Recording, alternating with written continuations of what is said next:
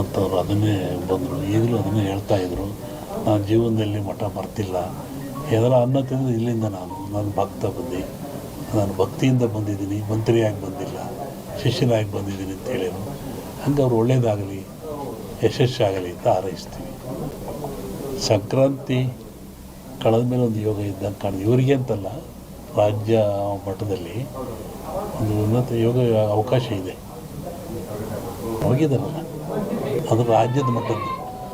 ನಿಮ್ಮ ರಾಜ್ಯದ ಮಟ್ಟಕ್ಕೆ ಸಂಕ್ರಾಂತಿ ಮೇಲೆ ರಾಜಕೀಯ ವಿಪ್ಲವ ಆಗೋ ಲಕ್ಷಣ ಇದೆ. ನಾನು ಮೊದಲೇ ಹೇಳಿದ್ದು, ಯುದ್ಧಗಳಾಗ್ತದೆ, ಜಲಪ್ರಳಯವಾಗ್ತದೆ, ವಾಯುಪ್ರಳಯ ಆಗ್ತದೆ, ಭೂಪ್ರಳಯವಾಗ್ತದೆ, ಎಲ್ಲ ಜನ ಸಾಯ್ತಾರೆ, ಆಕ್ರಮಣ ಹೆಚ್ಚಾಗ್ತವೆ, ಮೇಘ ಸ್ಫೋಟ ಆಗ್ತದೆ ಅಂತ ಹೇಳಿದ್ದೆ ನಾನು. ಇನ್ನೂ ಒಂದು ಮೇಘ ಸ್ಫೋಟ ಆಗೋದ್ರಿಂದ ಊಹಿಸಲಾರದ ಒಂದು ದುಃಖ ಈ ಭಾರತಕ್ಕೆ ಬರ್ತದೆ. ಪ್ರಕೃತಿದತ್ತವಾಗಿ ಆಗ್ತದೆ ಮೇಘ ಸ್ಫೋಟ. ಅದನ್ನು ಹೇಳಿದ್ದಲ್ಲ, ಮನೆಯಲ್ಲೂ ಹೇಳಿದ್ದೆ ನಾನು ಮನೆಯಲ್ಲಿ. ಒಟ್ಟಿಗೆ ಜನಜೀವನ ಅಸ್ಥಿರ, ಯಾವಾಗ ಮನೆಗೆ ಬರ್ತಾನೆ ಹೋಗ್ತಾನೆ ಅಂತ ಹೇಳೋದು ಕಷ್ಟ. ಅಸ್ಥಿರ ಇನ್ನೂ ಜಾಸ್ತಿ ಆಗ್ತದೆ. ಅದು ಅದರಲ್ಲಿ ಅರಸನಾಲಯಕ್ಕೆ ಕಾರ್ಮೋಡ ಕವಿದೀತು. ಅದು ರಾಜ್ಯಕ್ಕೂ ಇದೆ, ಸೆಂಟ್ರಲ್ಗೂ ಇದೆ. ಹಿಂದೆ ಹೇಳಿದ್ದು 2-3 ಜನ ಪ್ರೈಮ್ ಮಿನಿಸ್ಟರ್ ಕೊಲೆ ಆಗ್ತಾರೆ, ಸಾಯ್ತಾರೆ ಅಂತ. ಅದು ಆಗ್ತದೆ. ಸಂವತ್ಸರ ಪರದಲ್ಲಿ ಕಷ್ಟ, ಒಳ್ಳೆ ಲಕ್ಷಣ. ದ್ವೇಷ, ಅಸೂಯೆ, ಈ ಮಧ್ಯೆ ಒಂದಿಬ್ಬರು ಬಲಿ ಆಗ್ತಾರೆ. ಹೇಳಿದ್ದಲ್ಲ, ಸಂಕ್ರಾಂತಿ ಮೇಲೆ ವಿಪ್ಲವ ಆಗೋ ಲಕ್ಷಣ ಇದೆ. ಇಲ್ಲ ಸರ್, ಸಿದ್ದರಾಮಯ್ಯಗೆ ತೊಂದರೆ ಇಲ್ಲ. ಮೂಡ ಬರುತ್ತೆ, ಮೂಡ ಹೋಗುತ್ತೆ ಅಷ್ಟೆ. ಏನು ಆಶೀರ್ವಾದ ಬಂದರೆ ಆಶೀರ್ವಾದ ಆಗ್ತದೆ. ಹೇಳ್ತೀನಿ, ಜಗತ್ತಿನ ಸುದ್ದಿ ಈಗಲೂ ಇದೆ. ಅವಾಗ ಸಂಕ್ರಾಂತಿ ಒಳಗೆ ಮೇಘ ಸ್ಫೋಟ ಅಂದಲ್ಲ, ರಾಜಕೀಯ ವಿಪ್ಲವ ಇನ್ನೊಂದು ಸತಿ ಥರ ಆಕ್ಸಿಡೆಂಟು ಆಗೋ ಲಕ್ಷಣ ಇದೆ. ಅದು ಹೇಳಿದೆ, ಫ್ಲೋಟ್ ಮೇಘ ವಾಯು ಫ್ಲೈಟ್ದೆಲ್ಲ ಹೇಳಿದ್ದಲ್ಲ, ಫ್ಲೈಟ್ ಬಿತ್ತು, ಜನ ಸಾಯ್ತಾರೆ, ಮರಣ ಆಗ್ತದೆ, ಜಲಪ್ರಳಯವಾಗ್ತದೆ, ಸಮುದ್ರದಲ್ಲಿ ಆಗ್ತದೆ ಎಲ್ಲ ಹೇಳಿದ್ದಲ್ಲ, ಆಗ್ತದೆ. ಇನ್ನೊಂದು ಶ್ರಾವಣದಲ್ಲಿ ಹೇಳ್ತೀನಿ, ಜನವರಿ ಒಳಗೆ ಒಂದು ದೊಡ್ಡ ಆಘಾತ ಆಗೋ ಲಕ್ಷಣ ಇದೆ ಇಂಡಿಯಾಕ್ಕೆ. ಸೂಳೆಯ ಮಗನುಟ್ಟಿ, ಇದನ್ನು ಇಟ್ಕೊಂಡಿದ್ವಿ, ಪರಿಹಾರ ಮುಂದೆ ಹೇಳ್ತೀನಿ. ಸೂಳೆಯ ಮಗನುಟ್ಟಿ ಆಳುವನು ಮುನಿಪುರವ, ಯುದ್ಧವಿಲ್ಲದ ಮಡಿಯೇ ಪುರವಲ್ಲ ಕೂಡಾದೀತು. ಇದು ಹಾಕ್ರಿ, ಇದು ರಿಸಲ್ಟ್ ಹೇಳ್ತೀನಿ, ಆಮೇಲೆ ಬಿಡಿಸಿ ಹೇಳ್ತೀನಿ ಅದನ್ನು ಏನಂತ. ಇನ್ನೊಂದು, ಅಕಾಲದಲ್ಲಿ ಮಳೆ ಬಂದರೆ ಸಕಾಲದಲ್ಲಿ ಮಳೆಗೆ ತೊಂದರೆ ಆಗ್ತದೆ. ಮುಂದೆ ಬೇಕಾದಾಗ ಮಳೆ ಬರಲ್ಲ. ಈಗ ಬಂದುಬಿಡಿತಲ್ಲ, ಮುಂದೆ ಒಳ್ಳೆ ಬಿತ್ತನೆ ಕಾಲ, ಬೆಳೆ ಕಾಲ, ಬೇಕಾದಾಗ ಬರಲ್ಲ.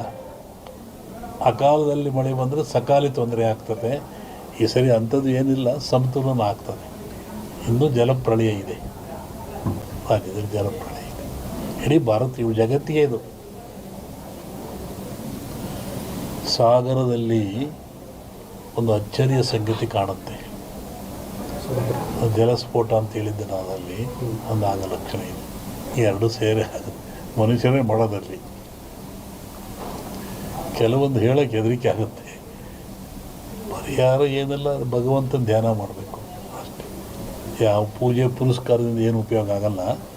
ನೇರವಾಗಿ ಭಗವಂತನ ಧ್ಯಾನ ಮಾಡೋದೇ ಮುಖ್ಯ. ನೆನೆಸ್ಬೇಕು ಭಗವಂತ.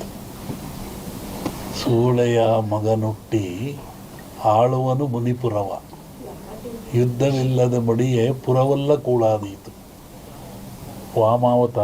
ವಿಷ್ಣು ವಾಮಾವತಾರದಲ್ಲಿ ವಾಮನ ಭೂಮಿ ಕೇಳಿದ, 3 ಅಡಿ ಭೂಮಿ ಕೇಳಿದ, ಎಲ್ಲ ಉಳಿತು. ಅಮೇರಿಕಾ ದೇಶದಲ್ಲಿ ಅಲ್ಲೇ ತುಳಿದವನ್ನ ವಾಮನ ವಿಷ್ಣು ವಾಮಾವತಾರದಲ್ಲಿ ಬಲಿಯ. ಅದನ್ನು ಮುನಿಪುರ ಅಂತ ಕರೆದರು. ಏನ್ಸಂಡ್ ಇಂಡಿ ಹಿಸ್ಟ್ರಿ ಒಳಗೆ ಅಮೇರಿಕವನ್ನು ಮುನಿಗೆ ದಾನ ಕೊಟ್ಬಿಟ್ಟನಲ್ಲ ಅವನು, ವಾಮನಿಗೆ ದಾನ ಕೊಟ್ಟನಲ್ಲಪ್ಪ, ಅದು ಮುನಿಪುರ ಅಂತ. ಯುದ್ಧವಿಲ್ಲದ ಮಡಿಯ ಪುರವಲ್ಲ ಕೂಡಾದೀತು ಅಂತ. ಮುನಿಪುರ ಅಂದರೆ ಅಮೇರಿಕವನ್ನು ಮುನಿಪುರ ಅಂತ ಕರೀತಾರೆ. ಅದು ಅಮೇರಿಕ ಒಂದು ದೇಶದಾಗೆಲ್ಲ ಎಲ್ಲರೂ ಸೇರ್ಕೊಂಡ್ರದಲ್ಲಿ. ಶ್ರಾವಣದ ಮೇಲೆ ಹೇಳ್ತೀನಿ. ನೋಡು ಹೇಳಿದ್ದೀನಿ, ಇನ್ನೂ ನೋಡ್ತಿರ್ಬೇಕಾರೆ. ಹಿಂದೆಲ್ಲ ಹೇಳಿದ್ನಲ್ಲ, ಮೊನ್ನೆ ಹೇಳಿದ್ದೆ, ಕೆಲವು ಮುಳುಗ್ತವೆ ದೇಶಗಳು, ಕೆಲವು ಹೇಳ್ತವೆ, ಹೊಸ ರಾಜ್ಯಗಳು ಉತ್ಪತ್ತಿ ಆಗ್ತವೆ ಅಂತ ಮೊನ್ನೆ ಹೇಳಿದ್ನಲ್ಲ. ಮತ್ತು ಮದ್ದಿಲ್ಲದ ಕಾಯಿಲೆ ಬರುತ್ತೆ, 5 ವರ್ಷ ಇರುತ್ತೆ ಕಾಯಿಲೆ ಅದು. ಮತ್ತು ಕೊರೋನಾ ಬಂತು, ಇದು ಇನ್ನೊಂದು ರೂಪವನ್ನು ತಾಳುತ್ತೆ. ಆದರೆ ಸಾವು ನೋವು ಕಮ್ಮಿ, ಕಾಯಿಲೆ ಮಾತ್ರ ಈ ಸಂವತ್ಸರದಲ್ಲಿದೆ. ಹೊಸ ರೋಗ ಉತ್ಪತ್ತಿಯಾಗಿ ಉಸಿರಿಗೆ ಸಂಬಂಧಪಟ್ಟದ್ದು ಜನ ಆ ಥರ ಸಾಯ್ತಾರೆ. ಆ ಭೂಮಿ ಹೇಳಿದ, ಭೂಮಿ ಗುಡ್ಡ ಬಿಡಿ ಉಳ್ತವೆ ಅಂತ ಹೇಳಿದ್ದು ನಾನು. ಬೆರೆಯುತ್ತೆ, ಉಳುತ್ತವೆ, ಸಮುದ್ರ ಜಲಬಾಧೆ ಜನ ಸಾಯ್ತಾರೆ ನಮ್ಮನ್ನು ಹೇಳಿದ್ನಲ್ಲ. ಹೇಳಿ.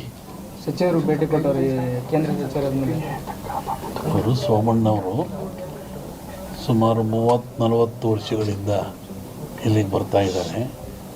ಅವರು ಏನೂ ಅಧಿಕಾರದಲ್ಲೇ ಇದ್ದಾಗ, ಜನತಾ ಬಜಾರ್ನಲ್ಲಿ ಕೆಲಸ ಮಾಡ್ತಿದ್ದಾಗ ಇಲ್ಲೇ ಬಂದು ಉಳ್ಕೊಂಡು ಹೋಗ್ತಾಯಿದ್ರು. ಅವಾಗಿನಿಂದ ಮಠದ ಮೇಲೆ ಭಕ್ತಿಯಿಂದ ನಡ್ಕೊಳ್ತಾ ಇದ್ದಾರೆ. ಮೊನ್ನೆ ತುಮಕೂರ ಗೆದ್ದೆ ಬಂದು ಮಂತ್ರಿ ಆದೇ ಬರೋಕ್ಕಾಗಿಲ್ಲ, ಮಠಕ್ಕೆ ಬರ್ತೀನಿ ಅಂತವ್ರು ಅದನ್ನೇ ಬಂದರು. ಈಗಲೂ ಅದನ್ನೇ ಹೇಳ್ತಾಯಿದ್ರು, ನಾನು ಜೀವನದಲ್ಲಿ ಮಠ ಬರ್ತಿಲ್ಲ, ಏನಾರ ಅನ್ನ ತಿಂದು ಇಲ್ಲಿಂದ ನಾನು ಭಕ್ತ ಬಂದು, ನಾನು ಭಕ್ತಿಯಿಂದ ಬಂದಿದ್ದೀನಿ, ಮಂತ್ರಿಯಾಗಿ ಬಂದಿಲ್ಲ, ಶಿಷ್ಯನಾಗಿ ಬಂದಿದ್ದೀನಿ ಅಂತ ಹೇಳಿದರು. ಹಂಗೆ ಅವ್ರು ಒಳ್ಳೆಯದಾಗಲಿ, ಯಶಸ್ಸಾಗಲಿ ಅಂತ ಹಾರೈಸ್ತೀವಿ. ಸಂಕ್ರಾಂತಿ ಕಳೆದ ಮೇಲೆ ಒಂದು ಯೋಗ ಇದ್ದಂಗೆ ಕಾಣಿದೆ. ಇವರಿಗೆ ಅಂತಲ್ಲ, ರಾಜ್ಯ ಮಟ್ಟದಲ್ಲಿ ಒಂದು ಉನ್ನತ ಯೋಗ ಅವಕಾಶ ಇದೆ. ಹೋಗಿದ್ದಾರಲ್ಲ, ಅದು ರಾಜ್ಯದ ಮಟ್ಟದ್ದು. ನಿಮ್ಮ ರಾಜ್ಯದ ಮಟ್ಟಕ್ಕೆ ಸಂಕ್ರಾಂತಿ ಮೇಲೆ ರಾಜಕೀಯ ವಿಪ್ಲವ ಆಗೋ ಲಕ್ಷಣ ಇದೆ. ನಾನು ಮೊದಲೇ ಹೇಳಿದ್ದೆ, ಯುದ್ಧಗಳಾಗ್ತದೆ, ಜಲಪ್ರಳಯವಾಗ್ತದೆ, ವಾಯುಪ್ರಳಯ ಆಗ್ತದೆ, ಭೂಪ್ರಳಯವಾಗ್ತದೆ, ಎಲ್ಲ ಜನ ಸಾಯ್ತಾರೆ, ಆಕ್ರಮಣ ಹೆಚ್ಚಾಗ್ತವೆ, ಮೇಘ ಸ್ಫೋಟ ಆಗ್ತದೆ ಅಂತ ಹೇಳಿದ್ದೆ ನಾನು. ಇನ್ನೂ ಒಂದು ಮೇಘ ಸ್ಫೋಟ ಆಗೋದ್ರಿದೆ, ಊಹಿಸಲಾರದ ಒಂದು ದುಃಖ ಈ ಭಾರತಕ್ಕೆ ಬರ್ತದೆ. ಪ್ರಕೃತಿದತ್ತವಾಗಿ ಆಗ್ತದೆ ಮೇಘ ಸ್ಫೋಟ. ಅದನ್ನು ಹೇಳಿದ್ನಲ್ಲ, ಮನೆಯಲ್ಲೂ ಹೇಳಿದ್ದೆ ನಾನು ಮನೆಯಲ್ಲಿ. ಒಟ್ಟಿಗೆ ಜನಜೀವನ ಅಸ್ಥಿರ, ಯಾವಾಗ ಮನೆಗೆ ಬರ್ತಾನೆ ಹೋಗ್ತಾನೆ ಅಂತ ಹೇಳೋದು ಕಷ್ಟ.